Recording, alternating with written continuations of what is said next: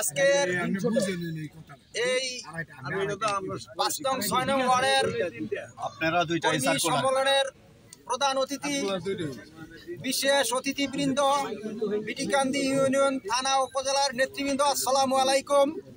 আমরা প্রত্যেকে রঘুনাথপুর, কদমতলী, দাসকান্দি এই সংক্ষিপ্ত জনসভা করেছি, আমরা কর্মী সভা করেছি।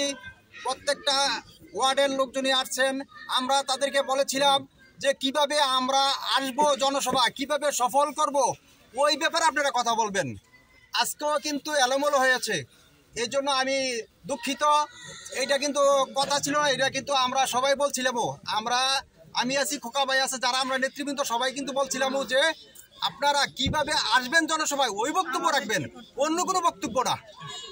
হ্যাঁ, শুধু এইটাই আমরা বলছিলাম। প্রত্যেকটা ওয়ার্ডে একটা করে ব্যানার দেব, ওই ব্যানারের মাধ্যমে প্রত্যেকটা ওয়ার্ডের মূল দল, যুব দল, ছাত্র দল, অন্যান্য যে অঙ্গ সংগঠন আছে সব দলের তারা এক ব্যানারে আসবেন।